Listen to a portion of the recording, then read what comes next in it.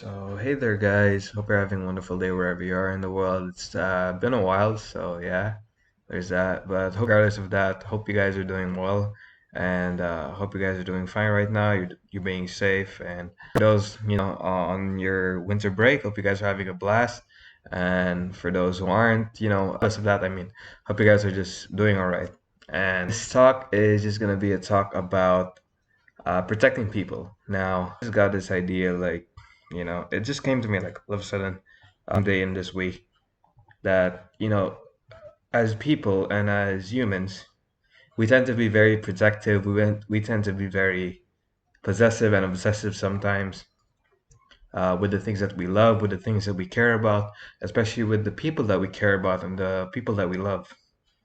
We would always want to know how they're doing, know how their day is going, know if they're feeling well or not, know if they're feeling sick or not. We tend to really want to know more about their situation, their health, their well-being, and it's normal. It's actually very good to actually check up on them every now and then, check up on them, from time to time, knowing the state of their situation, the state of their health, and all that.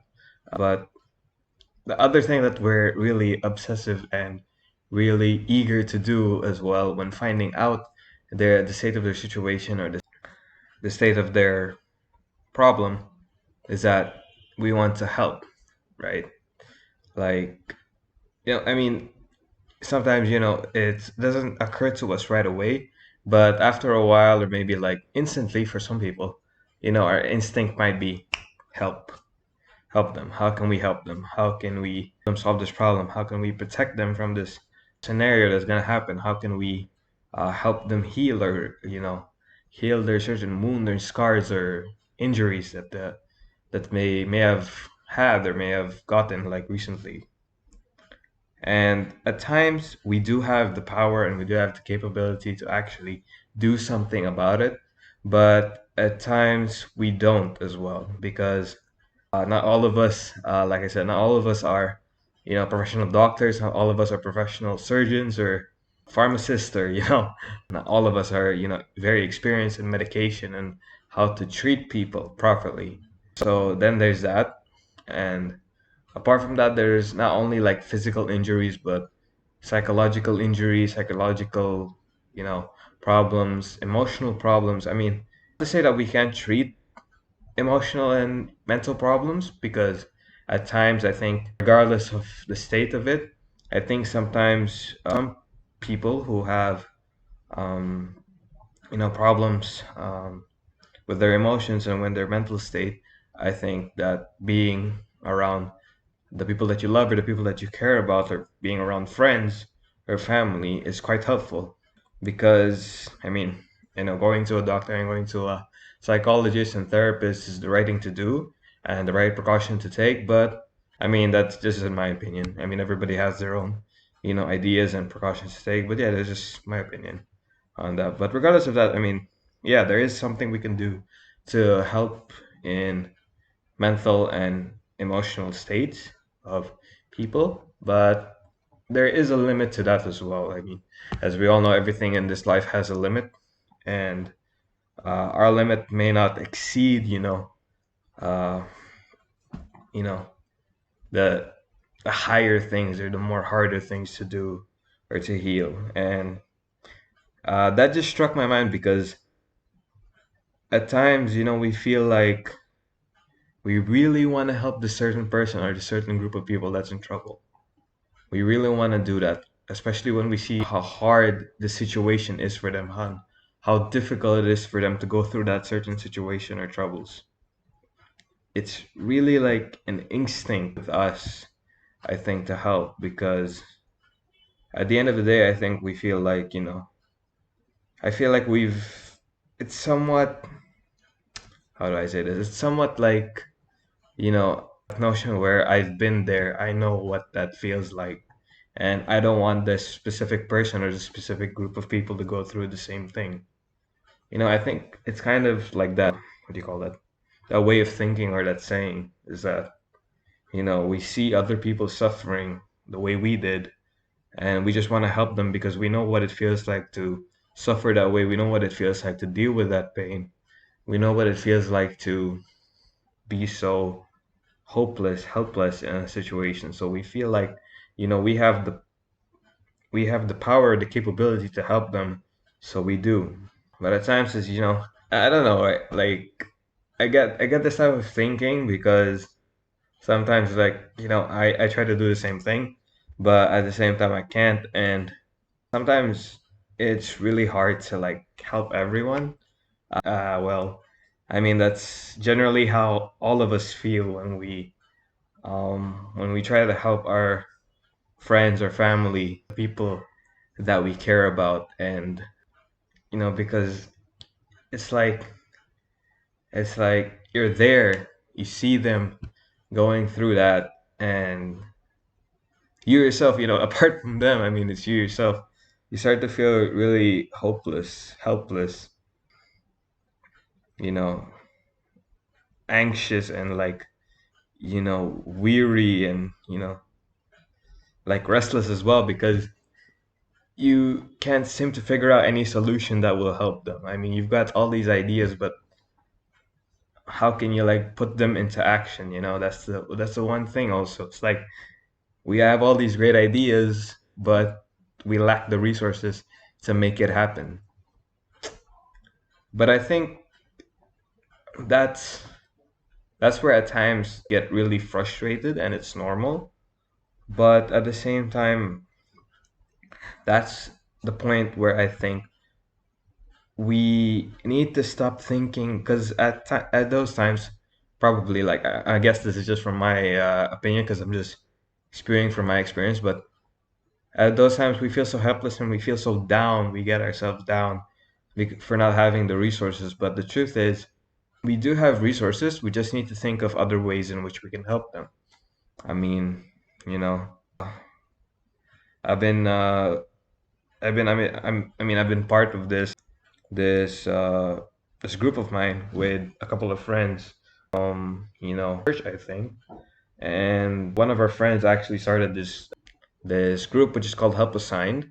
And what we do there is basically we research places in need or people in need of funding or assistance, whether it be medical, financial, education wise, for funding for those specific reasons. And yeah, from there on, I was like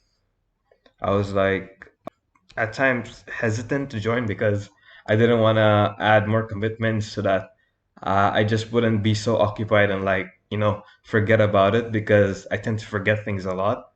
So that's why I was hesitant to commit to it. But then once I started, I was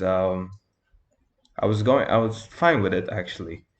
Thank goodness, our friend who was the leader, she gave us flexible timing. So thank her for that. But yeah, I think it's going well. And the point of me mentioning that is that although we're like just on Instagram and all that, we that's Instagram.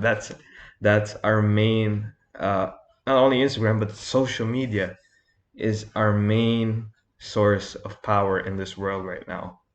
You can do a lot of things with social media, influence a lot of people with social media, and actually help people with social media because I mean everyone's on it on a daily basis.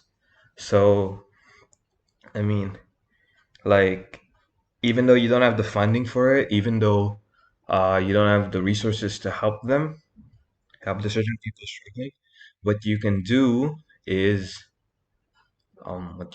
basically ask for help from other people who have the resources.